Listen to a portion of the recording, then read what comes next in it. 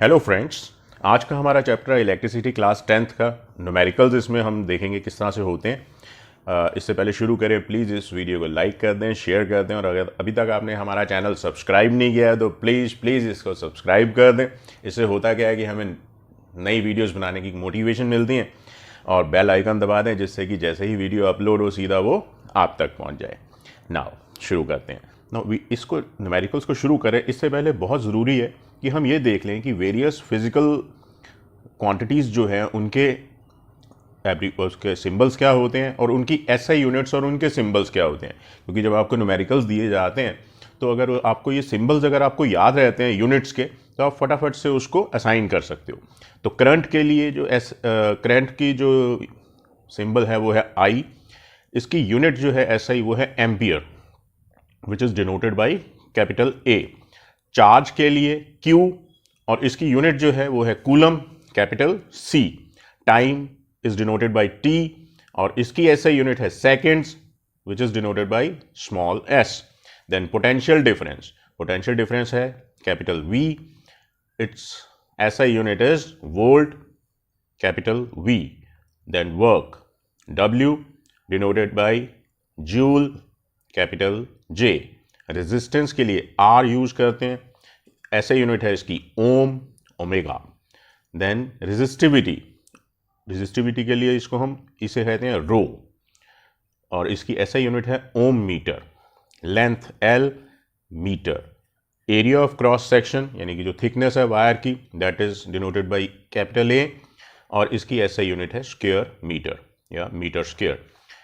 Energy E, heat H, और इन दोनों की ऐसा यूनिट है जूल। इसके अलावा पावर है, पावर जो है उसकी ऐसा यूनिट है what, which is denoted by capital W। Now इसके बाद कुछ फॉर्मूले हैं जो कि इसके अंदर हम यूज़ करेंगे। I is equal to Q upon T, ये पहला फॉर्मूला है, यानी कि current is equal to charge upon time. Then V is equal to W upon Q, यानी कि potential difference is equal to work upon charge. Then Ohm's law, V is equal to IR, that is potential difference is equal to current into resistance. Then resistance is equal to resistivity into length upon area of cross section. अगर हम series में लगाते हैं तो हमारे पास जो equivalent resistance है यानी कि टोटल रेजिस्टेंस निकालने का फॉर्मूला है R is equal to R1 plus R2 plus R3। अगर हम पैरेलल्स में लगाते हैं रेजिस्टर्स को तो हमारे जो निकालने का फॉर्मूला जो है 1 upon R is equal to 1 upon R1 plus 1 upon R2 plus 1 upon R3. Then Joule's law of heating, उसका फॉर्मूला है हमारे पास heat generated is equal to I square RT, H is equal to I square RT. Then power, अब power के आपको friends आपको चार फॉर्मूले याद रखने। Power is equal to W upon T, यानी कि power is equal to work upon time. दूसरा power is equal to V into I, means potential difference into current. तीसरा है power is equal to I square R, यानी कि current का square into resistance. और चौथा है P is equal to V square upon R। Right. Now अगला है हमारे पास एनर्जी का फॉर्मूला है हमारे पास E is equal to P into T, यानी कि पावर इंटू टाइम। तो अब हम शुरू करते हैं अपना न्यूमेरिकल्स।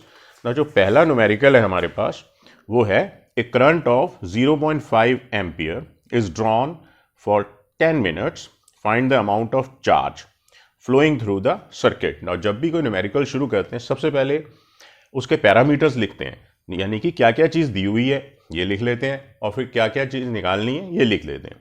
तो यहाँ पे हमें दिया हुआ है करंट दिया हुआ है which is I, it is equal to 0.5 ampere.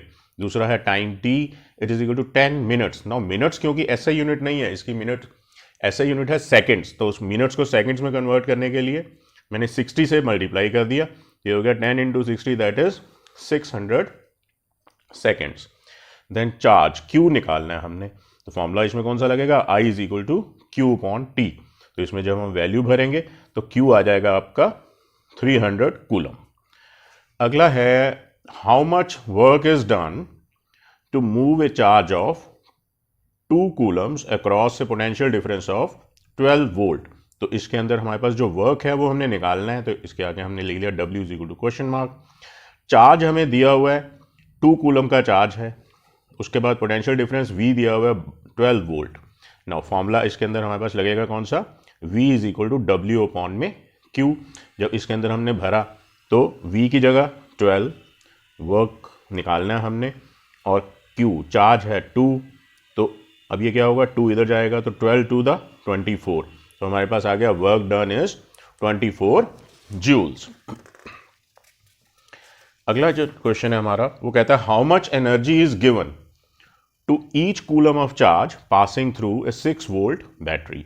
तो how much energy is given means we are to find out energy निकालनी है हम लोगों को। चार्ज हमें दिया हुआ है 1 coulomb, each coulomb means 1 coulomb, और पोटेंशियल डिफरेंस दिया हुआ है 6 वोल्ट, तो पोटेंशियल डिफरेंस है 6 वोल्ट। ना हमारे पास है E, Q और V। ना यहाँ पे क्या है कि हमारे पास सीधा फॉर्मूला नहीं है, लेकिन हमें इतना पता है कि एनर्जी जो गिवन है it is equal to work done, ठीक है ना। तो एनर्जी क्या हो गया, वर्क, राइट। तो अब हम वर्क, चार्ज और पोटेंशियल डिफरेंस का आपस का रिलेशन जो है V is equal to W upon Q। तो इसमें जो हमने भरा V की जगह 6, W की जगह एनर्जी, और Q जो है हमारा चार्ज था 1 कूलम, तो 1 को इधर भेजेंगे तो 6 1 द 6, तो एनर्जी आ गई हमारी 6 जूल, यानी कि 6 joule energy is consumed. Next question is how much current will a bulb draw from a 220 volt source if resistance is equal to 1200 ohm. तो यानी कि आपको करंट निकालना है, आई निकालना है, वोल्ट आपको वोल्टेज दिया हुआ है, पोटेंशियल डिफरेंस दिया हुआ है 220 वोल्ट, और रेजिस्टेंस भी दी हुई है इसकी 1200 ओम। तो ओम्स लॉ जो है वो है V is equal to I R, हमने ये लिखाया, तो V की जगह 220, I हमने निकालना है तो I, और R की जगह 1200। तो इसको जब हम 1200 को इधर भेजेंगे तो इट विल बी 220 अपॉन में 1200, जब इसको कैलकुलेट करेंगे तो इट विल बी 0.18 एम्पियर। तो इतना करंट इसमें फ्लो हो रहा है। Next question is potential difference of a heater is 60 volt when it draws a current of 4 ampere. What current will it draw if potential difference is increased to 120 volt, right? तो अब ये actually question 2 हिस्सों में but गया। पहला में अब क्या किया भाई, पोटेंशियल डिफरेंस इसमें दिया हुआ है, V है 60 वोल्ट, करंट है 4 एम्पियर, तो हमने क्या किया, हमने इसमें लगाया Ohm's law. Now Ohm's law क्या कहता है, V is equal to I R, तो हमने इसमें वैल्यूज भर दी, V की जगह 60, I की जगह 4, इससे क्या होगा, हमारा रेजिस्टेंस निकल आएगा विच इज 15 ओम। नाउ ये जो 15 ओम रेजिस्टर है, इसको अब हमने, ये हमारे को रेजिस्टेंस तो पता चल गया इसका 15 ओम है। अब वो कहता है कि अब क्या होगा इसके अंदर अगर हम जो PD है यानी कि पोटेंशियल डिफरेंस है उसको इंक्रीज कर दें 120 में। तो हमारे पास नया जो V है इट इज़ 120, रेजिस्टेंस दी हुई है, V दिया हुआ है, तो हमने फिर वही ओम्स लॉ यूज़ किया।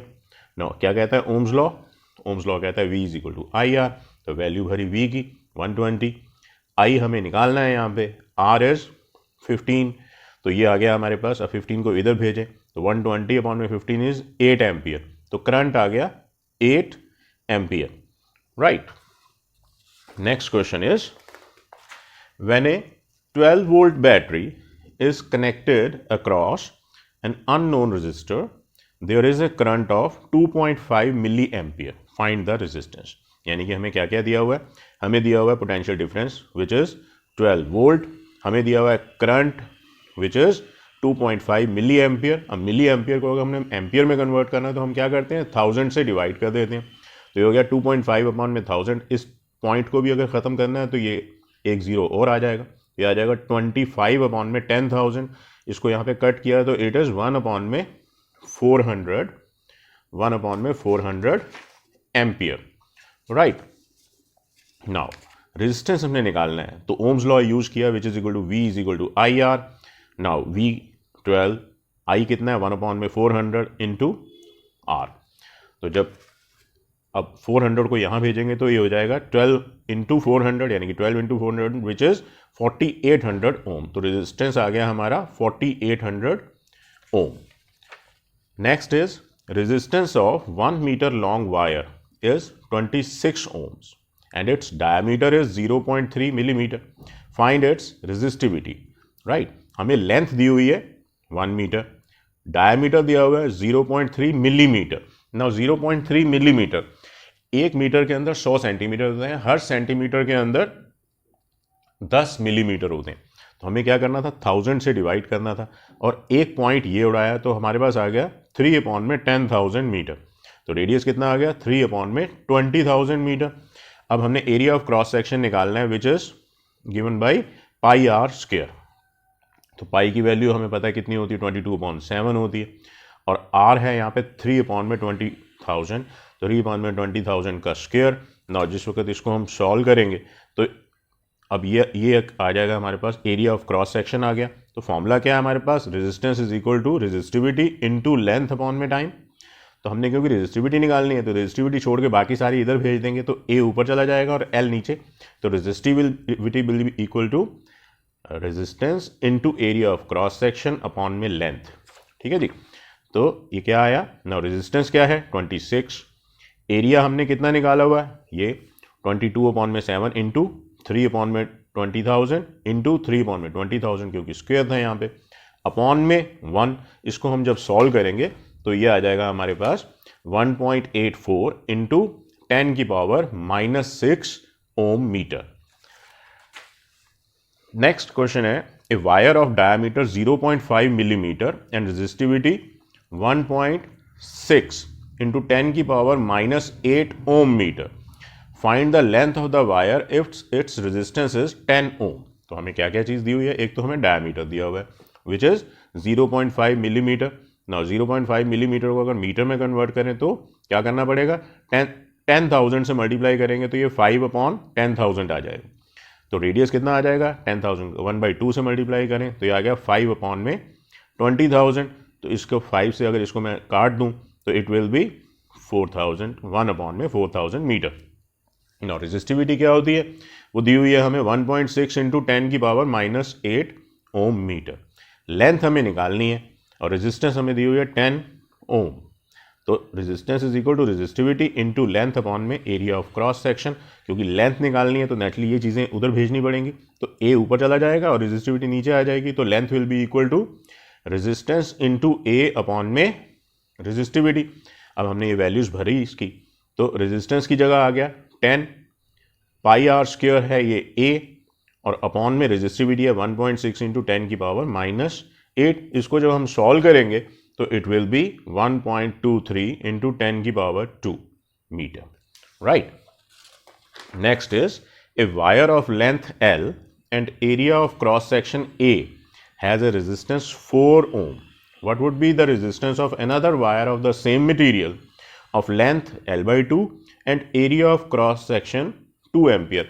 यहाँ पे एक चीज़ ध्यान देने वाली है कि अगर मान लो एक ही सब्सटेंस की वायर्स बनी हुई हैं तो उनकी रेजिस्टिविटी सेम होगी, राइट।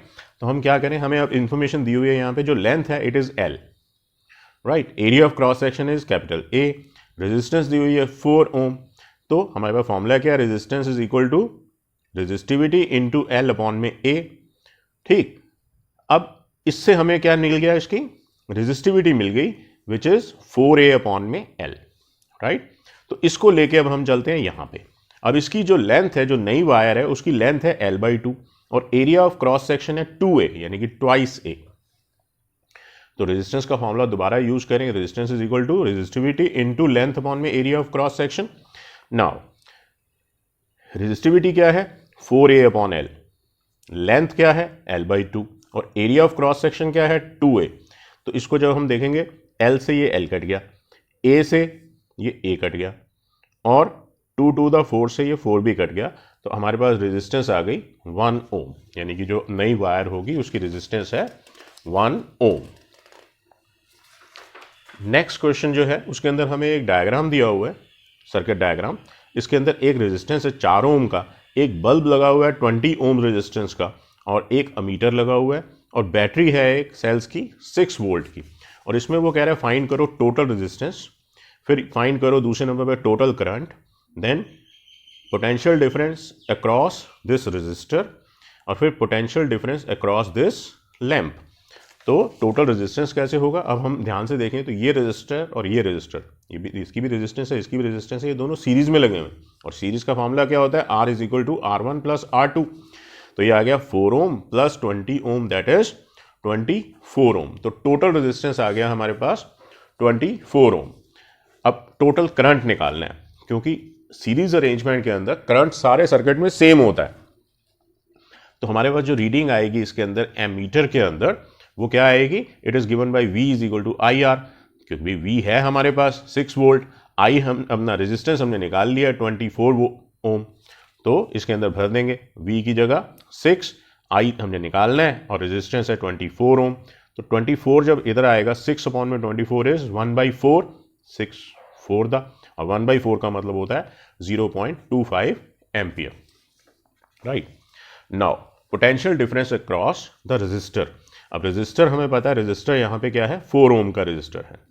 करंट क्योंकि सेम है सब जगह, तो इट इज 0.25 एम्पियर, और V निकालना है, तो हमने क्या किया? ओम्स लॉ यूज किया, which is V is equal to IR। तो हमने क्या किया? I की जगह लगा दिया 0.25, और रेजिस्टेंस है 4, तो 0.25 इंटू 4 इज 1 वोल्ट। तो हमारे पास जो है पोटेंशियल डिफरेंस आ गया 1 वोल्ट। अगला हमने निकालना है इसके अंदर potential difference across the lamp. तो उसके अंदर रेजिस्टेंस है हमारे पास अब 20 ओम का, करंट जो है क्योंकि सेम एवरीवेयर इन सीरीज, तो करंट इज 0.25 एम्पियर। तो हमने फिर लगाया ओम्स लॉ, और ओम्स लॉ लगाया, तो ओम्स लॉ क्या है? V is equal to IR। Now here I is 0.25 into resistance is 20, तो ये हो गया 5 वोल्ट। तो हमारे पास जो इसका potential difference across the lamp है, it is equal to 5 volt. अगली फिगर जो दी हुई है उसने 5 रेजिस्टर्स लगे हुए हैं इस तरह से पूरे सर्किट के अंदर। नाउ एक सिस्टम ये है रेजिस्टर्स का, एक सिस्टम ये है, इसमें 2 रेजिस्टर्स लगे हुए हैं पैरेलल में, राइट, ऊपर वाले में, और नीचे वाले में 3 रेजिस्टर्स पैरेलल में लगे हुए हैं, और उन सब की रेटिंग्स हमें दी हुई हैं। जैसे रेजिस्टेंस 1 जो है it is 10 ohm, second resistors 40 ohm, third 30 ohm, fourth 50 ohm, और फिफ्थ 60 ओम। ना इसके अंदर निकालने के लिए वो कह रहा है 2 चीज़ें निकालो, एक तो टोटल रेजिस्टेंस और एक टोटल करंट।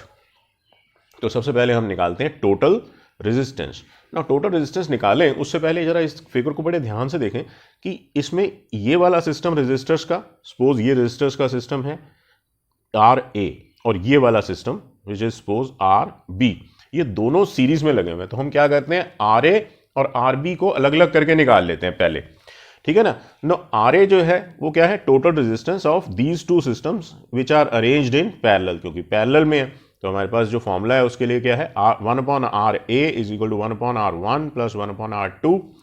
नाउ R1 है 10 और R2 है 40, तो ये कितना हो गया? मैं एलसीएम ले लूँ 1/10 प्लस 1/40 का, तो इट इज़ 40 एलसीएम हो गया, और 10 4 द 40 होता है, तो 4 प्लस 1 5, 5/40 मीन्स 1/8। तो मेरे पास RA कितना आ गया?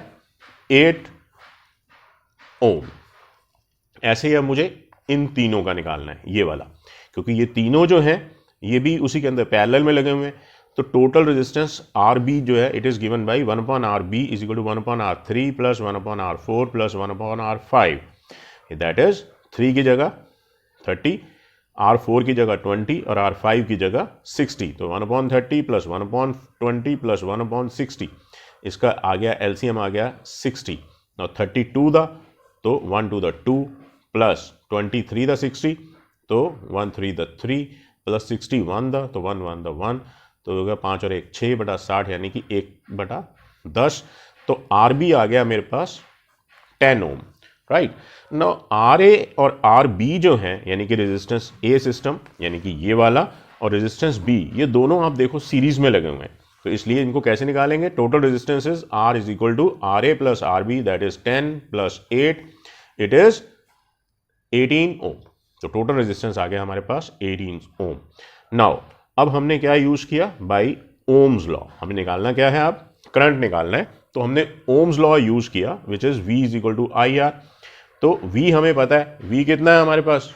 12 वोल्ट दिया हुआ है, तो हमने 12 लिख दिया। I is equal to I into resistance हमने अभी भी कैलकुलेट किया है 18, तो I कितना हो गया? 12/18। 12/18 जो है 6 का टेबल चल रहा है, 6 2 दा 6 3 दा, 2/3 आ गया, और 2/3 का मतलब होता है 0.67 एम्पियर। तो हमारे पास टोटल करंट कितना आ गया? 0.67 ampere. Next is an electric iron, iron मतलब जो प्रेस होती है, it consumes energy at the rate of 880 watt, right. तो when heating is maximum and 440 watt when heating is minimum, यानी कि जब मैक्सिमम हीटिंग है तो 880 वॉट और जब हीटिंग मिनिमम है तो it is 440 what. The voltage is 220 volt, find the current and resistance in each case. ठीक है जी, तो हम सबसे पहले निकालते हैं मैक्सिमम में। जब हीटिंग इज मैक्सिमम तो पावर कितनी है 880 वॉट और पोटेंशियल डिफरेंस कितना है 220 वॉट, 220 वोल्ट, राइट। करंट निकालना है I और रेजिस्टेंस निकालना है R। तो करंट निकालने के लिए हमने अपना सबसे पहले हमने पावर वाला यूज किया, right. Power is equal to V I, यानी कि P is equal to V I means power is equal to potential difference into current. Now ये दिया हुआ हमें 880 इज इक्वल टू वोल्टेज दी हुई है 220 इंटू आई, तो 220 जब इधर आएगा 880 अपॉन में 220 इज 4, तो हमारे पास आ गया करंट 4 एम्पियर। जब मैक्सिमम है हीटिंग तो करंट है 4 एम्पियर। अब हमें निकालना है इसकी रेजिस्टेंस। रेजिस्टेंस के लिए फिर हम ओम्स लॉ यूज कर रहे हैं, ठीक है। तो ohms law is V is equal to I R, V is 220, I हमने अभी भी निकाला 4 इंटू आर, 4 इधर आएगा तो इट इज, इसको जब सॉल्व करेंगे तो इट इज 55 ओम रेजिस्टेंस, इसकी हो गई 55 ओम।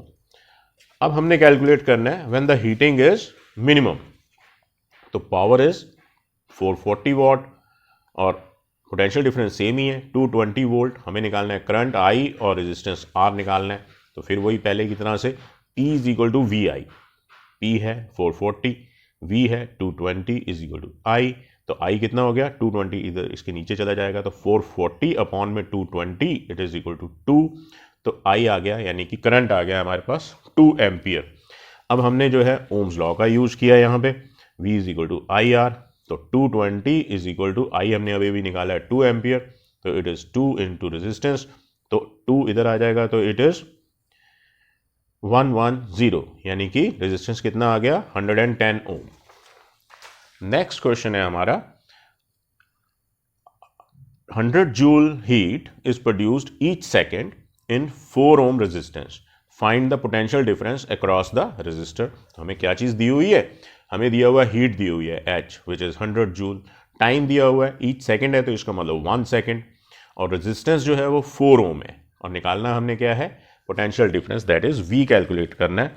तो हम अब क्या करेंगे, सबसे पहले इसमें जूल्स लॉ ऑफ हीटिंग लगा के सबसे पहले करंट निकालेंगे। तो जूल्स लॉ ऑफ हीटिंग क्या कहता है, it is H is equal to I square R T, right. इसके अंदर हमने वैल्यूज भरी, अब H is heat that is 100, I square into resistance दी हुई है 4 और टाइम दिया हुआ 1, 4 इंटू 1, तो 4 जब इधर जाएगा 100 अपॉन में 4 इज 25, तो ये आर स्क्वायर कितना आ गया 25, आई स्क्वायर आ गया 25, तो आई कितना आ जाएगा √25 विच इज 5 एम्पियर, तो करंट आ गया हमारा 5 एम्पियर।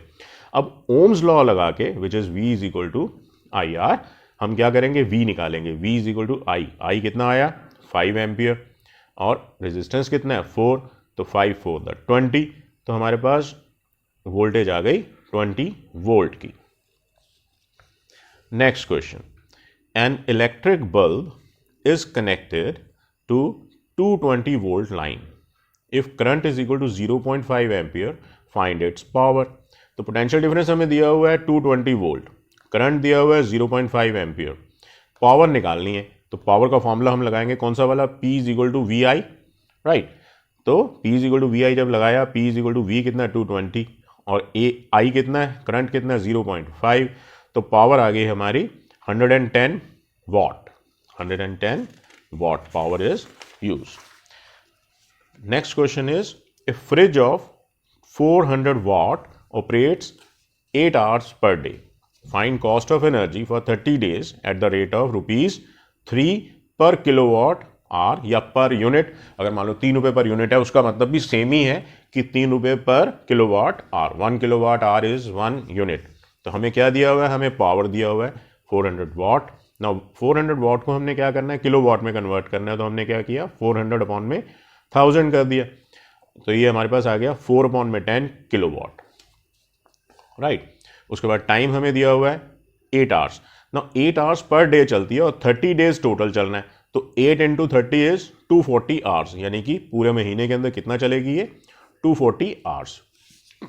एनर्जी का फॉर्मूला है हमारे पास E is equal to P into T, यानी कि energy is equal to power into time. Power कितनी है 4/10 किलोवाट और टाइम कितना है 240 आवर्स। तो इसको जब हम सॉल्व करेंगे इस 10 से ये चला गया और 24 4 द 96, राइट। तो ये आ गया हमारे पास 96 किलोवाट आवर, या फिर इसको हम यूनिट्स भी बोल सकते हैं। तो इतने यूनिट्स हमारे पास 96 यूनिट्स पर मंथ जो है कंज्यूम हो गई ना। कॉस्ट ऑफ 1 किलोवाट आवर उसमें दी हुई है हमें, इट इज ₹3। तो therefore cost of 96 kilowatt hour क्या होगी, हम 96 से मल्टीप्लाई कर देंगे, तो 96 3 द 288, यानी कि टोटल कॉस्ट कितनी आ गई हमारी 288 रुपीज, राइट। नेक्स्ट क्वेश्चन है a motor takes 5 ampere from a 220 volt line, यानी कि 5 एम्पियर करंट लेती है 220 वोल्ट के पोटेंशियल डिफरेंस कोड लाइन से।